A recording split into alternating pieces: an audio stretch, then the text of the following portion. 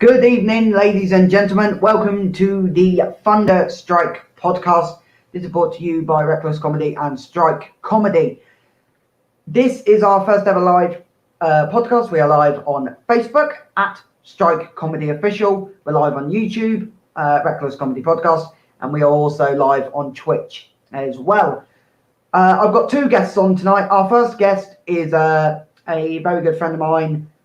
He's done a lot of the Reckless Comedy Podcast live shows. So please go follow Reckless Comedy, www.facebook.com/Reckless Comedy Podcast. Find them on Twitter at Reckless_comedy and Instagram at Comedy Reckless. But our first guest is absolutely brilliant. He interviewed me earlier on his YouTube podcast, also run by Strike Comedy, called Silly Little Podcasts. Please give it up for my first guest tonight, Rayne Stannard. Good evening, everyone. Well, night, wherever you are. Yeah, wherever you are. Whatever part of the world you are living in. How are we all doing? I'm very good. How are you, my friend? Well, fucking 47 minutes on? Hold on, let me just check. Yeah, I'm still breathing. Just about. No, literally feeling that. Hold on. 1, 2. That ain't normal. Oh God. Mm-hmm. So, anyway, welcome. Obviously, welcome, Rayne. You are our first guest on the Thunderstrike podcast. So, obviously, you came up with the idea for Strike Comedy. So, tell us, where did the idea come from? Basically, I was taking a shower at 9:30 in the evening yesterday, and I thought, hey, no competition or anything, because obviously, as I said in my podcast that I did earlier with Kym, obviously I've known him for so long, we're bonded our friendship is way too, formed and strong to, start going, oh, you've got more acts than I do. We're going to have a feud about it. It's not about that. It's all about having fun. So I decided just to, create it because, why not?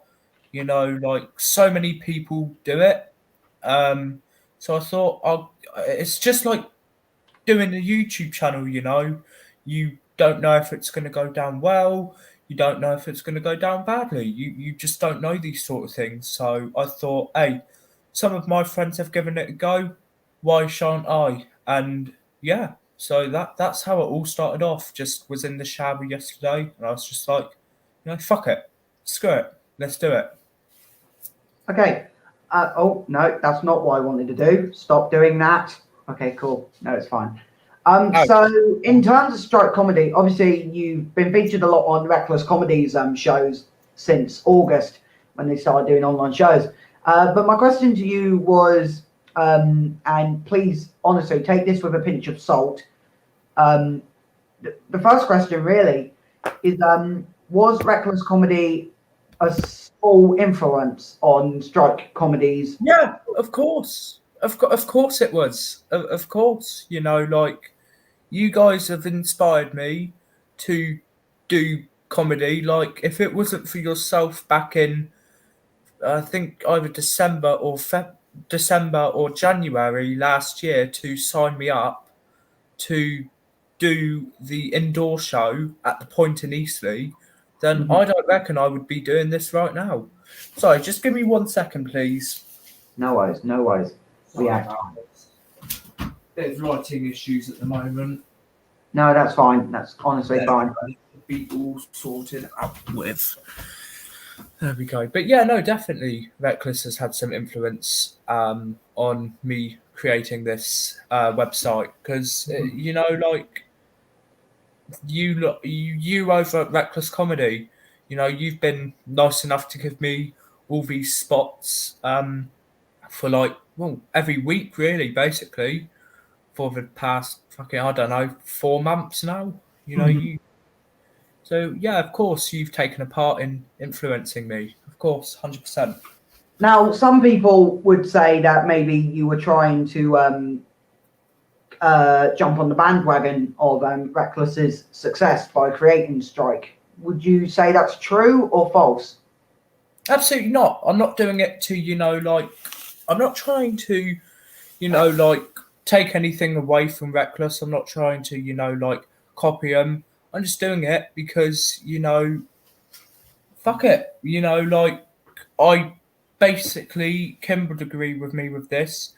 I think every single one of us who does a Reckless show and even Strike comedy show works for the company in somewhat shape or form because we're taking a part in performing, so that basically is working for them. So obviously, no, I'm not trying to copy them. I'm not trying to do that. I'm just a 17-year-old with a big ass motherfucking dream, basically. If you know what I mean. Mm-hmm. So obviously, Strike Comedy is starting their new Mischief Mondays show next week. Now, one of the questions I want to ask you is obviously you're starting online shows at a point where online shows are now going to slowly start fading out. But my question to you is, do you think Strike Comedy will be able to survive post Zoom shows or StreamYard shows? I've not really thought of that through yet, but obviously here on Strike Comedy, it's not about thinking when we're going to have to end the Zoom shows, because what I'm thinking, if we obviously do come out of this full lockdown, which we are slowly doing, what I'm thinking is if I can figure out some venues which would be able to take us on, then that'd be brilliant. But we will still do at least 1 or 2 online shows at least per month. So it won't be 4 or 5. It will be just 2 or 1. So just a few, or just a single one. To be fair, I think Reckless are going to take the same approach. Like they're going to have like one show, maybe one show a month, where they just book like maybe 10 acts, and it's mainly a foreign show. Yeah. So obviously, Strike is in its early days, very early days, to be fair. 27 hours old. Now, obviously, let's talk a bit about your stand-up journey as a whole, away from Strike. Yes. So, obviously, I got you that first indoor show over a year now, over a year ago.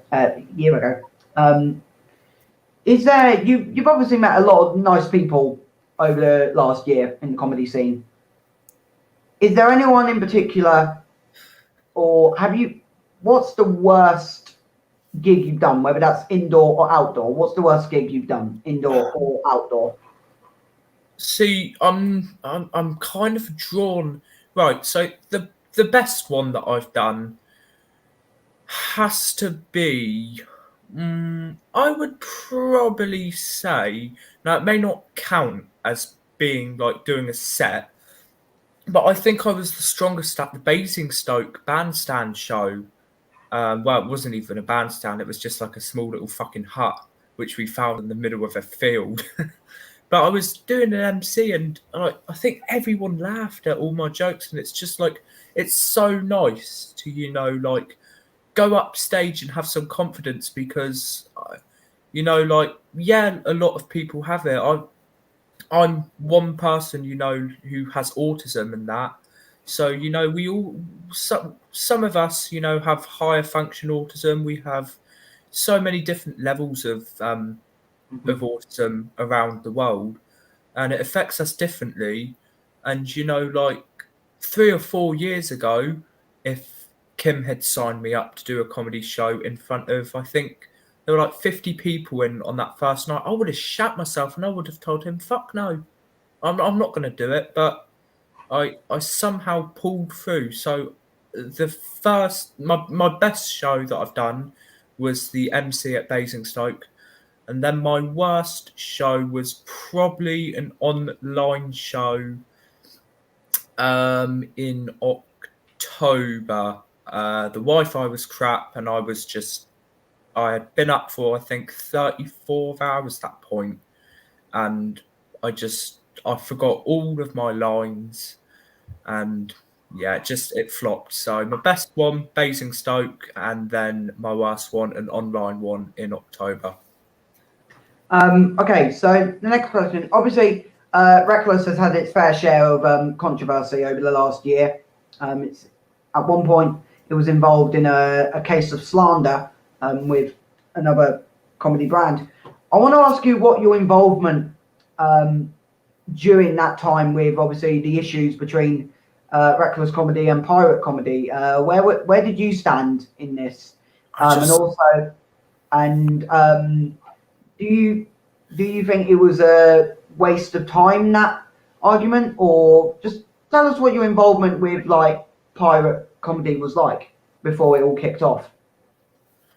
Well, yeah, no, I was doing pirate comedy all the time, and I have plans to be going back, but obviously I just didn't want to get involved because obviously I was a new upcoming comedian, and I still am. So I don't want to get into that controversy of like getting involved in shit with other comedians and then getting a bad reputation from that.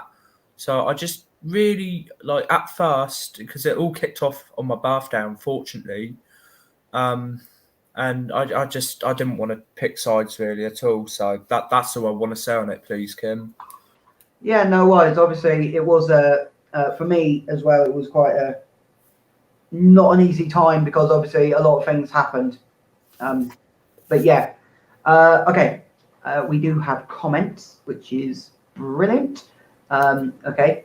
Hello, Mobile Matt777. Thank you for joining us here on the Thunderstrike podcast. Make sure you stick around for our guest in the second half. So, two more questions really before we go on our short break before our next guest comes in. So, the first question, this question is: where do you see strike comedy being by the end of this decade?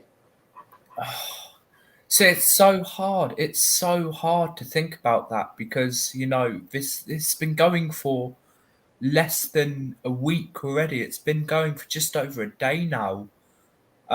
So I could see it still ongoing in 2022. But if I can get venues, then obviously that will then obviously lift up the brand quite well, and then we can then start thinking about 2023, 2024. Do I see the website and page and brand still going on when how old will I be then? I will be 28. Do I see it still happening when I'm 28? Not likely, but it anything could happen. Mm-hmm. Anything could happen. Okay, and the final question is: where do you see yourself as a stand-up comic by the end of this decade? Where do I see myself? Yes. Before I get a fucking O2. I'm joking. Honestly, I'd shit. Honestly, I would eat so much Taco Bell the night before that I would violently crap myself, and then I would have to tell them that I'm ill, so I wouldn't be able to do it. Honestly, I've got mad stage fright. Stick 15, 20 people in front of me, good God, I'd be like, no, fuck this, I'm gone. Excellent. Excellent. Okay, so at the end of this segment, and it will be the same for our next guest, where can people find you on social media? Like, plug your social media platforms and any upcoming shows you have. Okay, so everyone, we do have Mischief Mondays happening on Monday at 8 p.m. Everyone, you can also find us on Strike Comedy on YouTube. We've just done a podcast today with Mr. Nash himself. We've also got a Facebook page which is managed by Mr. Nash at the moment himself and will be getting managed by me as well. We have many more podcasts to come, and for the next coming weeks, Mischief Mondays will be ongoing for the time being until when we're allowed to actually go back to doing indoor venues. And you can also find me on Ryan Stannard's Crazy Life, which is just like a little fuck around channel, really. So there you go. Excellent. Of course, if you are new around here to Strike Comedy, please make sure you drop us a like on facebook.com/Strike Comedy Official. Make sure you go drop us a like there and give us a review of this podcast, because obviously we're starting out. Obviously, the Thunderstrike podcast is going to be a regular thing, hopefully, maybe 2 or 3 a week. I don't know. But what we're going to do now, guys, is we are going to take a short few-minute break. Please, obviously, make sure you follow us on all our social media. Please, I'm just putting this on screen. If you just give me a second. Our next guest, who's going to be on the show in about maybe 5 minutes or so. Please make sure you join us for the second half, as we will be joined by comedian Alisha Rayne, and we'll be talking to her. So thank you for listening to the first half of this podcast. I will play our intro and outro video, and we will be back in a few minutes. So stick around. Thank you very much. Thank you, everyone. Bye.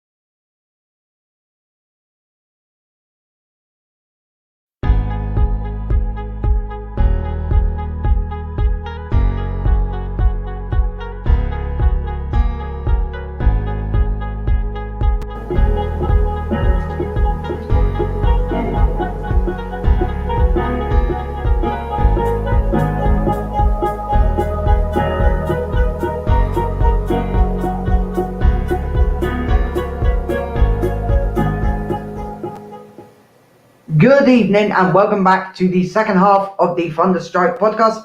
I am your host, Kym Nash. You can follow me on my social media just over here, IG.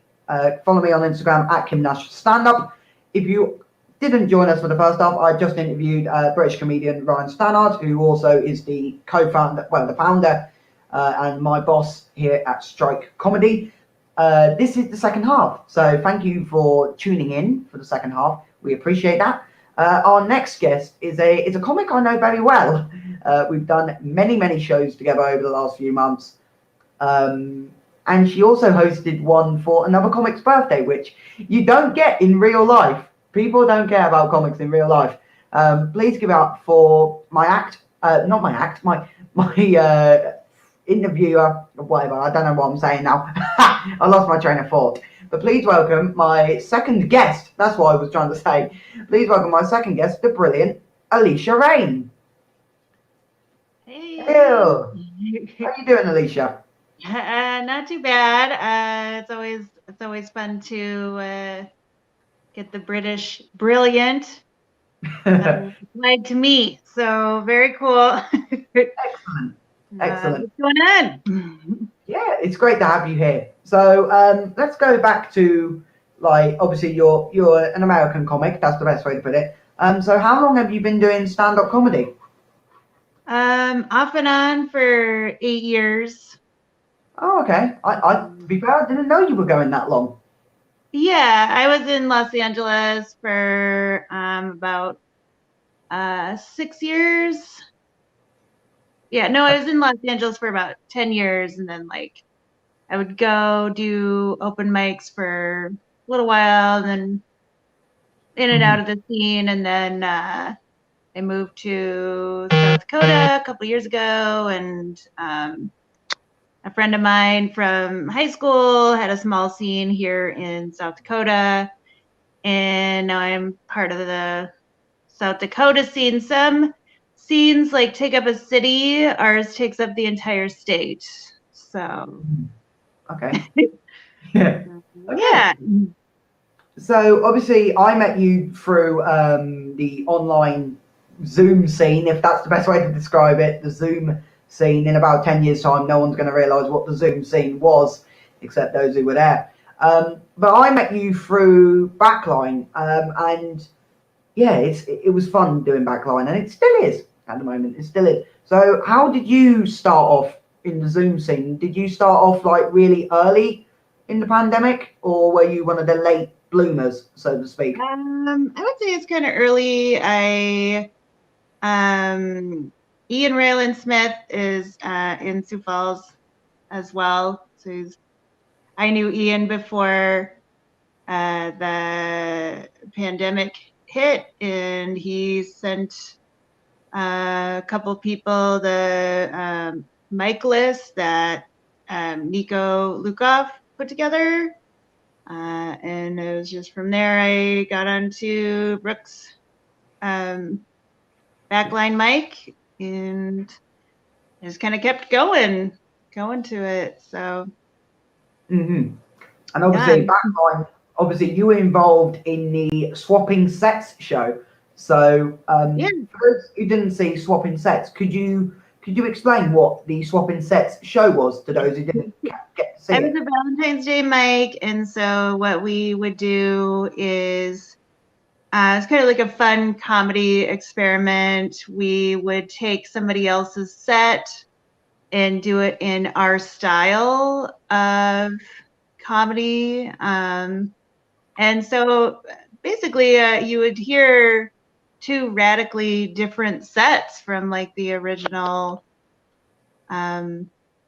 set. So somebody was doing Brooks, and it didn't sound it had like a different vibe to it, and then she was doing somebody else's, and she put her own spin on it. And so we just kind of switched sets. It was a lot of fun. Yeah, it was a lot of fun, especially for me, because I had to swap with Michael James. And anyone who's seen Michael James, what's the best way to describe him? Like, he's very serious to an extent, I think. Well, he's a dad. I don't know. He had a baby in his arms like almost the entire time of the show. So I don't know if serious is the word, just more being a dad, being responsible. So Yeah, and obviously it was just a weird show. Like, I think when the first idea came around for it, we were all using it as like a joke. You know, we can't. I think it was like we can't swap saliva, but we can like swap each other's sets. And then it ended up becoming an actual thing. And as far as I'm aware, I really hope they do it yearly. I think that would be really fun. You know, have it like even after the pandemic, maybe have a virtual version of it. You know, where you still get people like us involved. yeah, it's super fun. It is cool, like able to communicate with people internationally. What time is it there? Right now, it's gone midnight. Okay. Yeah. So I mean, the time difference is crazy, especially for you, because you'll kind of pop onto these. Yeah, because whenever I do backline, it's like it's 2 a.m. here and it's like 8 o'clock when they start. So obviously, the later on the list I am, you know, the later it goes on. Those who've not seen backline can go on for 2 to 3 hours at a time. So it's Yeah. a huge commitment. It is. It's a huge commitment to stick to. But talking about virtual shows, you've got one coming up on April 18th. Wish You Were Here online comedy showcase. So tell people a bit about it. Like, how did it originally start, and what can they expect from the April edition? Well, the first show I wanted to practice headlining, and so I had a couple people from like the local Sioux Falls, South Dakota scene come on, and I thought, oh, that's cool. Like have, you know, people from one city, one scene be on one show, so that way you can kind of see different styles of comedy from one city. And it's also kind of like a postcard, you know, like wish you were here in Nebraska so we could so you can see us, we could see you, you know, just kind of a Zoom play on Zoom, you know, because we can't can't physically be around each other until you know all this stuff. So I mean, and the shows, the open mics are getting a little shorter, you know, not as many people are coming and stuff, but I'm hoping that, you know, the Zoom comedy will stick around a little bit so people will come to my shows. Of course. And a question that I have is obviously this the April edition is a Hollywood edition, and I think a question quite a few probably British comics will probably ask is, will we potentially see a UK like edition of it? Yeah, I have kind of this summer an idea of what I'm doing this summer, but after that, the sky's the limit. So for sure. You never know. You might get a British edition. I think that would be fun having a British edition of it. Yeah, I think I just heard that the scene is like a little smaller. Am I wrong on that? Like where there's a little bit more. I think virtually, yes. You know, there's a limited amount of comics. I know a few comics don't like me mentioning their names because they have issues with me, but I'm going to say anyway. You know, people like Jimmy Longmire. If you've seen him on Backline, he's in Scotland. They don't like to be called British, but they are. Get used to it. You are British, whether you like it or not. You know, you've got people like me. You've got loads of other British comics. I couldn't name them off the top of my head. But yeah, there's a little virtual scene there because when the pandemic hit last year, when Zoom shows were starting to kick off, people weren't joining them because it was seen as the newest low point in a comic's life. I don't know if it was like that for you. Like when Zoom shows first kicked up, not everyone wanted to do them. Well, it's not. It's still like that. A lot of people are still like, I'm not going to do Zoom comedy. It's just not for me. Or like they kind of look down on it. They're, you know, kind of whatever. But I don't see why. Like I go to 4 or 5 Zooms almost every night. I've become like a radically different comedian from when I first started. I have like probably an hour and a half worth of material, whereas when I started, I only had like a good 35 minutes. So yeah, I mean, I've gotten a lot more material, written a lot more. My style's changed just a little bit, but I'm just more confident when I'm going up there. So I don't know. I don't understand why people like look down on it. You are practicing. Like a lot of people are like, I haven't done a show in months. And I'm like, I did 6 mics yesterday. Like, so. Yeah, I agree with that. That's on you. Yeah, I agree with that. You say about you do like about 5 or 6 mics a day. I don't know if you've seen, like, sometimes people like myself will do anything up to 10 mics a week, and it's crazy. Obviously, it does eventually take a toll on you, eventually, if you're doing like gigs at like 4 or 5 a.m. in the UK for 3 days straight. Obviously, you do end up screwing yourself over. But a question really for you is, like, obviously you were a comic before the pandemic, and then obviously you become one of the, what's the best way to do it? One of the regular like comics at nearly every mic on Zoom in a way. You could host a Zoom mic and you can probably guarantee that Alisha Rayne is going to turn up at some point. Yeah. Yeah. But my question is, at this moment in time, do you have any gigs as yourself booked for post-pandemic? In the real world, not as of yet. I had one a couple weeks ago, like about a month ago. I opened for a comedian, and then about 2 months ago, I was a feature. So, I mean, shows have been here and there. I'm going to be a little bit more assertive in booking myself on different shows. There's a couple of contacts that I'm definitely going to be, contacting soon. So yeah, I mean, for me, it's I'm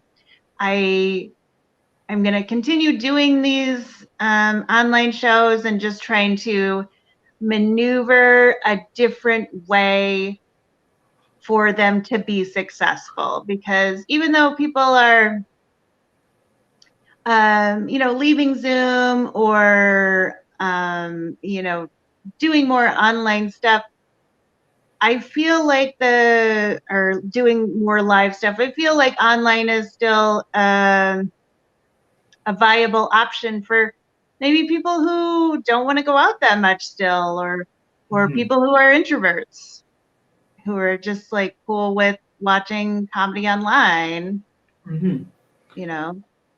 Yeah, definitely. I think another question is, do you think Zoom is like Zoom in comedy? Do you think it's going to survive post-pandemic, or do you think it's going to be one of them things where everything reopens and it just fades out? Well, like beyond Zoom, I think like Twitch is something else to look at. Like a lot of comedians are kind of going over to Twitch, kind of the same platform as gamers were doing, and they're doing kind of different alternative types of comedy, which Twitch allows them to do, and it allows them to get a hold of a bigger, different audience. And so, I mean, there's ways to get fans. It's not just Zoom. And so I'm planning to, take advantage of that and, figure out what platform is going to work best for, my comedy and what I want to do. And I think, if Zoom is smart, they're going to, move with the times as well. So for sure. Yeah, you talk about like Twitch potentially being used for comedy. Something I've seen over definitely the last few weeks is Instagram now being used a lot more in like comedy stuff. And I think, yeah, I think Zoom is definitely here to stay post pandemic, but I think it like everyone else, you'll see a huge reduction in like Zoom mics. But I don't think it's going to be one of those things where, oh, everything's open, bye, like that. It's not going to be like that. It'll probably be a gradual sort of thing. But yeah, I think it'll transform. I mean, TikTok is kind of showing where the transformation is going. You're going to have shorter videos. Even YouTube like has the shorter style videos. Vine, even though that disappeared, it's TikTok is just a revival of that. So yeah, I mean, online comedy, even though it's social media platforms and things like that, it's still going to exist. So okay, of course. So what's going to happen now is I'm going to pass over to my previous guest who's got a couple of questions for you. This guy I've worked with a lot. He's obviously the founder of Strike Comedy, and I do all the admin stuff. He's also done a lot of reckless stuff as well. He was an MC for our outdoor shows at some point. I'm going to pass over to Ryan Stannard, who is going to finish off the show for us. So over to you, Ryan. Good evening, Alisha. Well, afternoon for you, obviously. Hi. You're in Nebraska, it's obviously just becoming the evening now. So yeah, I've just got a few questions because obviously this is the first time that I've met you. So my name's Ryan Stannard, by the way. And yeah, it just I just got this idea yesterday whilst I was taking a bath, well, a shower. So that's how it just all started to shape up. So my first question for you is like, what inspired you to start up stand-up comedy? Because obviously I've heard that you've been doing it for some time now. Like, what gave you the like boost to start that up? I used to run a blog that I would go on red carpets, and I produced, like interviews with comedians, and then also we did like horror film festivals, things like that. And basically I would go there and try to make these comedians and make these like little horror filmmakers feel like they were stars, basically, like being like red carpet kind of things. And I interviewed a lot of really cool people like John Doerr and Moshe Kasher, Brent Weinbach, some blatant name dropping things. But I started interviewing some, regular working comedians, and they'd be like, oh, well, you know more about comedy than I do. And so I was like, well, what am I doing? So that's when I started doing comedy. And Yeah. so, yeah. Yeah, now the second question is because obviously I've got family in South Carolina, but I've not ever, like been old enough to, go and actually watch like live comedy shows over there, because unfortunately where my family live, it's not a very big island. So can you tell me like a little bit of like what like the American humor is like? Because obviously over here it's like we say wanker quite a lot, and not a lot of people understand what it kind of means. So like what's it like over there, the sort of humor? Is it sort of similar to here, or is it a bit more different? There's a bit of a, like, just from watching Kim and some online comedians, there's just some cultural references that I think don't transfer as well, and we have the same cultural references that aren't going to like translate well in England. But other than that, I mean, it's people telling jokes and being funny. I would say, it's a lot bigger, a lot more people, a lot of different scenes. And so I feel like it probably takes a little longer to get to certain levels than it does in England. That's just kind of what I'm seeing. I don't know if I'm misinterpreting. No, not at all.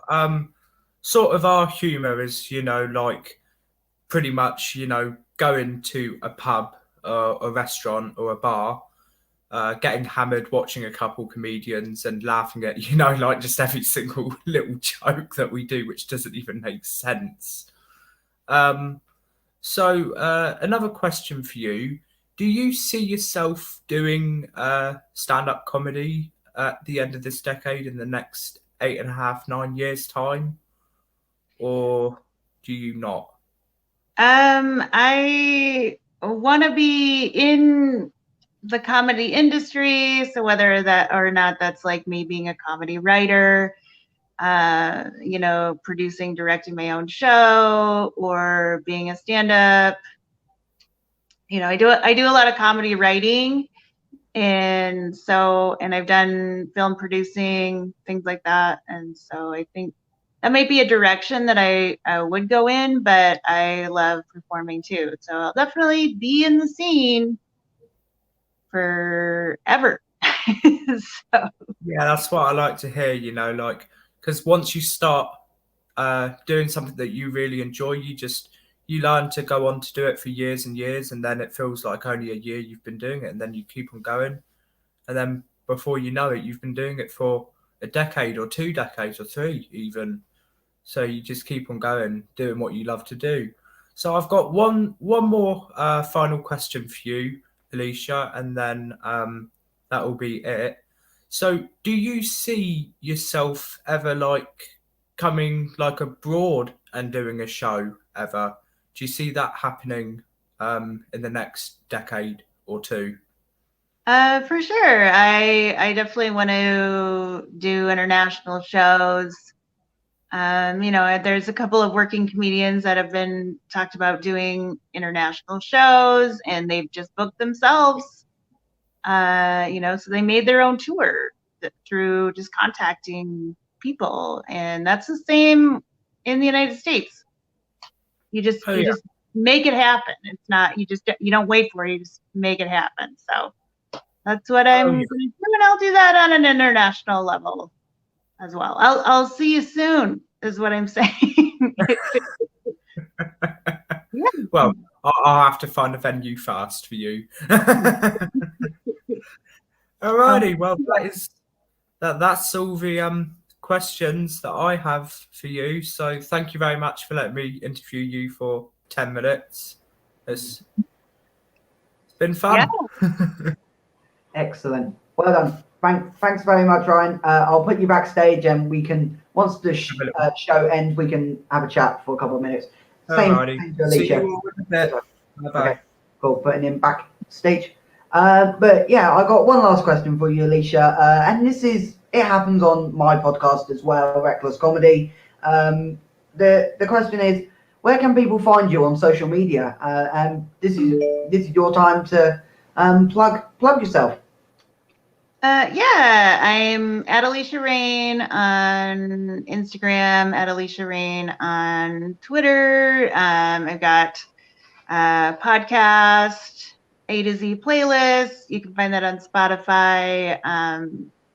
We just make up playlists of, like next one is going to be like a heavy metal playlist, and then we are comedians and we talk about music. So super fun. Definitely follow me. Definitely check out the Wish You Were Here Comedy Showcase, April 18th, with a lot of awesome comedians. So yeah. Excellent. Thanks so much, Alisha, for joining us on the debut episode of the Thunderstrike podcast. I'm going to put you backstage just briefly while I finish up the show. But ladies and gentlemen, in your own homes, give yourself a big round of applause for Alisha Rayne in your own homes. You hear that applause? It's brilliant. Well done. I'll bring you backstage. But well done. Ladies and gentlemen, thank you for watching the debut episode of the Thunderstrike podcast. We're going to do another one in a couple of days. Who will be my guest? I don't know. If you want to be a guest on the show, please drop us a DM here on Facebook. You can find us on Facebook, facebook.com/Strike Comedy Official. Obviously, you can follow me. You can follow me on social media. You can find me on Instagram at Kym Nash Stand Up. You can find me on Twitter at Kym Nash Comedy 01. You can actually find me on TikTok as well. You can find me on TikTok at Kym Nash Stand Up. Go follow us on all our social medias. Also, go follow Ryan on his TikTok. I'm going to get Ryan to plug himself really quick. Ryan, where can people find you? Oh, fuck, I've forgotten my own TikTok. There we go. I think it's user 3000, etc., etc. No, it's Ryan Stannard 33. There you go. Go follow me. Otherwise, go I'll follow Ryan go follow him. delete your Fortnite account. So, yeah. Okay. Bye again. Not that one. I don't want that button. No, not that one. But yeah, go follow him on TikTok at Ryan Stannard 33. Ladies and gentlemen, thank you for watching the Thunderstrike podcast. Our guest and I will be talking after this show, just seeing how that went. There's only one thing to do. Roll the credits. We'll see you in the next one.